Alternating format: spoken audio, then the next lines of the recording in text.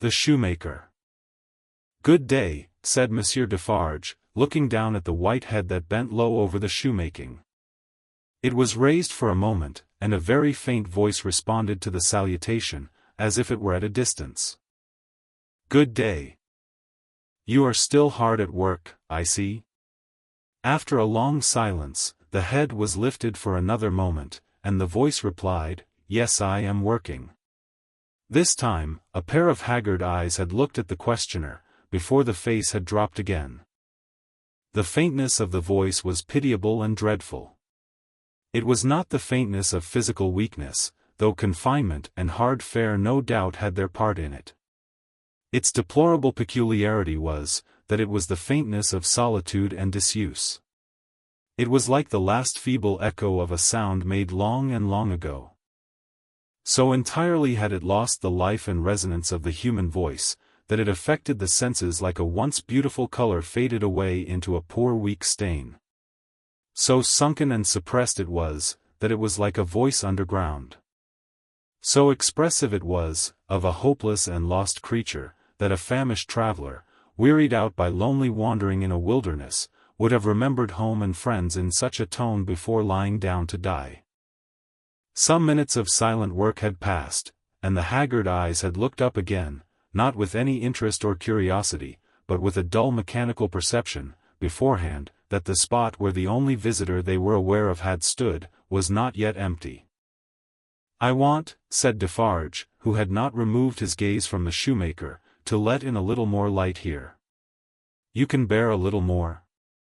The shoemaker stopped his work, looked with a vacant air of listening, at the floor on one side of him, then similarly, at the floor on the other side of him, then, upward at the speaker.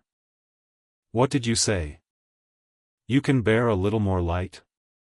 "I must bear it, if you let it in." Laying the palest shadow of a stress upon the second word. The opened half-door was opened a little further, and secured at that angle for the time. A broad ray of light fell into the garret, and showed the workman with an unfinished shoe upon his lap, pausing in his labor. His few common tools and various scraps of leather were at his feet and on his bench. He had a white beard, raggedly cut, but not very long, a hollow face, and exceedingly bright eyes. The hollowness and thinness of his face would have caused them to look large, under his yet dark eyebrows and his confused white hair, though they had been really otherwise, but, they were naturally large, and looked unnaturally so. His yellow rags of shirt lay open at the throat, and showed his body to be withered and worn.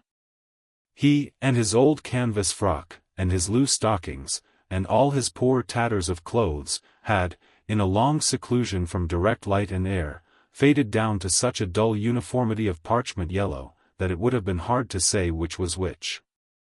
He had put up a hand between his eyes and the light, and the very bones of it seemed transparent. So he sat, with a steadfastly vacant gaze, pausing in his work. He never looked at the figure before him, without first looking down on this side of himself, then on that, as if he had lost the habit of associating place with sound. He never spoke, without first wandering in this manner, and forgetting to speak. "Are you going to finish that pair of shoes today?" asked Defarge, motioning to Mr. Lorry to come forward. "What did you say? Do you mean to finish that pair of shoes today?" "I can't say that I mean to." "I suppose so. I don't know." But, the question reminded him of his work, and he bent over it again. Mr. Lorry came silently forward, leaving the daughter by the door.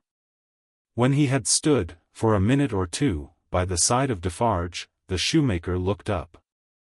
He showed no surprise at seeing another figure, but the unsteady fingers of one of his hands strayed to his lips as he looked at it. His lips and his nails were of the same pale lead color, and then the hand dropped to his work, and he once more bent over the shoe. The look and the action had occupied but an instant. "You have a visitor, you see," said Monsieur Defarge. "What did you say?" "Here is a visitor." The shoemaker looked up as before, but without removing a hand from his work. "Come," said Defarge. "Here is Monsieur, who knows a well-made shoe when he sees one." show him that shoe you are working at. Take it, monsieur. Mr. Lorry took it in his hand. Tell monsieur what kind of shoe it is, and the maker's name. There was a longer pause than usual, before the shoemaker replied. I forget what it was you asked me. What did you say? I said, couldn't you describe the kind of shoe, for monsieur's information? It is a lady's shoe. It is a young lady's walking shoe. It is in the present mode. I never saw the mode. I have had a pattern in my hand. He glanced at the shoe with some little passing touch of pride. And the maker's name? Said Defarge. Now that he had no work to hold, he laid the knuckles of the right hand in the hollow of the left, and then the knuckles of the left hand in the hollow of the right, and then passed a hand across his bearded chin, and so on in regular changes, without a moment's intermission.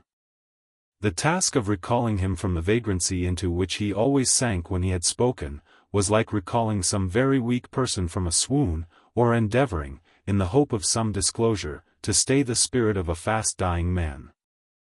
Did you ask me for my name? Assuredly I did. 105, North Tower. Is that all? 105, North Tower. With a weary sound that was not a sigh, nor a groan, he bent to work again, until the silence was again broken. You are not a shoemaker by trade, said Mr. Lorry, looking steadfastly at him. His haggard eyes turned to Defarge as if he would have transferred the question to him, but as no help came from that quarter, they turned back on the questioner when they had sought the ground. I am not a shoemaker by trade? No, I was not a shoemaker by trade. I learnt it here. I taught myself. I asked leave to. He lapsed away, even for minutes, ringing those measured changes on his hands the whole time. His eyes came slowly back, at last, to the face from which they had wandered. When they rested on it, he started, and resumed, in the manner of a sleeper that moment awake, reverting to a subject of last night. I asked leave to teach myself, and I got it with much difficulty after a long while, and I have made shoes ever since. As he held out his hand for the shoe that had been taken from him, Mr. Lorry said, still looking steadfastly in his face. Monsieur Manette, do you remember nothing of me? The shoe dropped to the ground, and he sat looking fixedly at the questioner. Monsieur Manette, Mr. Lorry laid his hand upon Defarge's arm, do you remember nothing of this man? Look at him. Look at me. Is there no old banker, no old business, no old servant, no old time, rising in your mind, Monsieur Manette? As the captive of many years sat looking fixedly, by turns, at Mr. Lorry and at Defarge, some long obliterated marks of an actively intent intelligence in the middle of the forehead, gradually forced themselves through the black mist that had fallen on him. They were overclouded again, they were fainter, they were gone, but they had been there. And so exactly was the expression repeated on the fair young face of her who had crept along the wall to a point where she could see him, and where she now stood looking at him, with hands which at first had been only raised in frightened compassion, if not even to keep him off and shut out the sight of him, but which were now extending towards him, trembling with eagerness to lay the spectral face upon her warm young breast, and love it back to life and hope. So exactly was the expression repeated, though in stronger characters, on her fair young face, that it looked as though it had passed like a moving light, from him to her. Darkness had fallen on him in its place. He looked at the two, less and less attentively, and his eyes in gloomy abstraction sought the ground and looked about him in the old way. Finally, with a deep long sigh, he took the shoe up, and resumed his work. Have you recognized him, monsieur? Asked Defarge in a whisper. Yes, for a moment. At first I thought it quite hopeless, but I have unquestionably seen, for a single moment, the face that I once knew so well. Hush! Let us draw further back. Hush! She had moved from the wall of the garret, very near to the bench on which he sat. There was something awful in his unconsciousness of the figure that could have put out its hand and touched him as he stooped over his labor. Not a word was spoken, not a sound was made. She stood, like a spirit, beside him, and he bent over his work. It happened, at length, that he had occasion to change the instrument in his hand, for his shoemaker's knife. It lay on that side of him which was not the side on which she stood. He had taken it up, and was stooping to work again, when his eyes caught the skirt of her dress. He raised them, and saw her face. The two spectators started forward, but she stayed them with a motion of her hand. She had no fear of his striking at her with the knife, though they had. He stared at her with a fearful look, and after a while his lips began to form some words, though no sound proceeded from them. By degrees, in the pauses of his quick and labored breathing, he was heard to say, "What is this?" With the tears streaming down her face, she put her two hands to her lips, and kissed them to him, then clasped them on her breast, as if she laid his ruined head there. "You are not the jailer's daughter?" She sighed, "No." "Who are you?" Not yet trusting the tones of her voice, she sat down on the bench beside him. He recoiled, but she laid her hand upon his arm. A strange thrill struck him when she did so, and visibly passed over his frame. He laid the knife down softly, as he sat staring at her. Her golden hair, which she wore in long curls, had been hurriedly pushed aside, and fell down over her neck. Advancing his hand by little and little, he took it up and looked at it.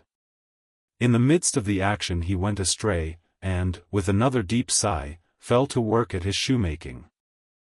But not for long. Releasing his arm, she laid her hand upon his shoulder. After looking doubtfully at it, 2 or 3 times, as if to be sure that it was really there, he laid down his work, put his hand to his neck, and took off a blackened string with a scrap of folded rag attached to it. He opened this, carefully, on his knee, and it contained a very little quantity of hair, not more than 1 or 2 long golden hairs, which he had, in some old day, wound off upon his finger. He took her hair into his hand again, and looked closely at it. "It is the same. How can it be? When was it? How was it?" As the concentrated expression returned to his forehead, he seemed to become conscious that it was in hers too. He turned her full to the light, and looked at her. "She had laid her head upon my shoulder. That night when I was summoned out she had a fear of my going, though I had none, and when I was brought to the North Tower they found these upon my sleeve. You will leave me them? They can never help me to escape in the body, though they may in the spirit." Those were the words I said. I remember them very well. He formed this speech with his lips many times before he could utter it. But when he did find spoken words for it, they came to him coherently, though slowly. "How was this? Was it you?" Once more, the two spectators started, as he turned upon her with a frightful suddenness. But she sat perfectly still in his grasp, and only said, in a low voice, "I entreat you, good gentlemen, do not come near us, do not speak, do not move." "Hark!" he exclaimed. Whose voice was that? His hands released her as he uttered this cry, and went up to his white hair, which they tore in a frenzy. It died out, as everything but his shoemaking did die out of him, and he refolded his little packet and tried to secure it in his breast, but he still looked at her, and gloomily shook his head. "No, no, no, you are too young, too blooming. It can't be.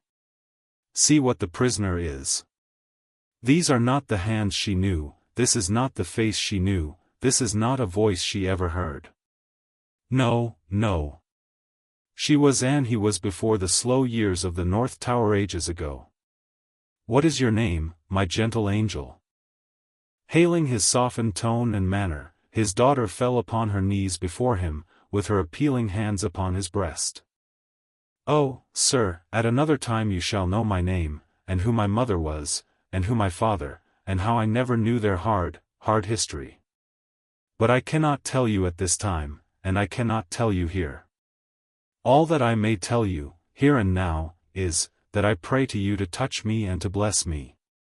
Kiss me, kiss me. Oh my dear, my dear.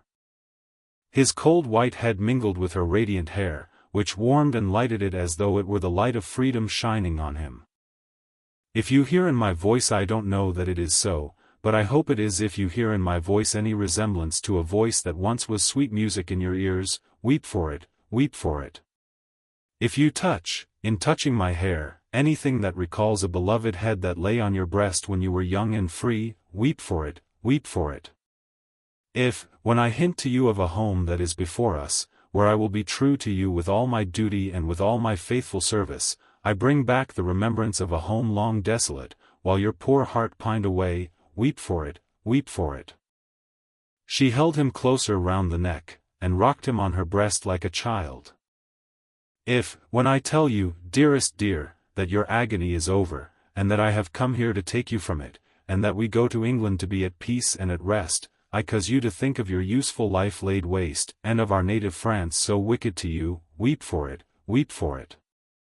And if, when I shall tell you of my name, and of my father who is living, and of my mother who is dead, you learn that I have to kneel to my honored father, and implore his pardon for having never for his sake striven all day and lain awake and wept all night, because the love of my poor mother hid his torture from me, weep for it, weep for it.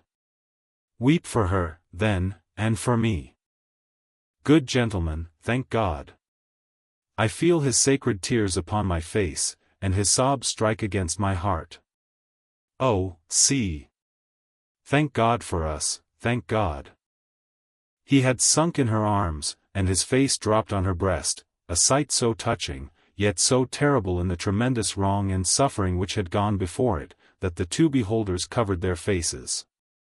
When the quiet of the garret had been long undisturbed, and his heaving breast and shaken form had long yielded to the calm that must follow all storms, emblem to humanity, of the rest and silence into which the storm called life must hush, at last they came forward to raise the father and daughter from the ground. He had gradually dropped to the floor, and lay there in a lethargy, worn out. She had nestled down with him, that his head might lie upon her arm, and her hair drooping over him curtained him from the light. If, without disturbing him, she said, raising her hand to Mr. Lorry as he stooped over them, after repeated blowings of his nose, all could be arranged for our leaving Paris at once, so that, from the very door, he could be taken away. But, consider. Is he fit for the journey? Asked Mr. Lorry. More fit for that, I think, than to remain in this city, so dreadful to him. It is true, said Defarge, who was kneeling to look on and hear. More than that, Monsieur Manette is, for all reasons, best out of France. Say, shall I hire a carriage and post horses?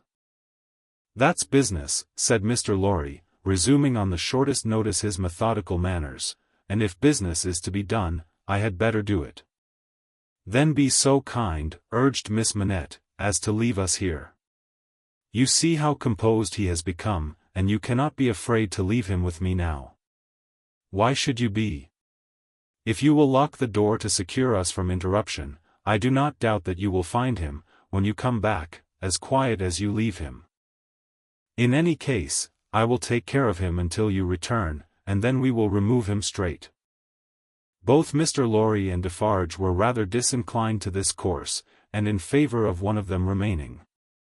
But, as there were not only carriage and horses to be seen to, but travelling papers, and as time pressed, for the day was drawing to an end, it came at last to their hastily dividing the business that was necessary to be done, and hurrying away to do it.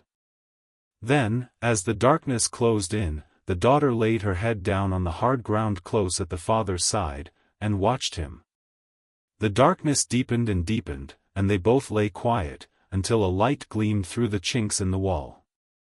Mr. Lorry and Monsieur Defarge had made all ready for the journey, and had brought with them, besides travelling cloaks and wrappers, bread and meat, wine, and hot coffee.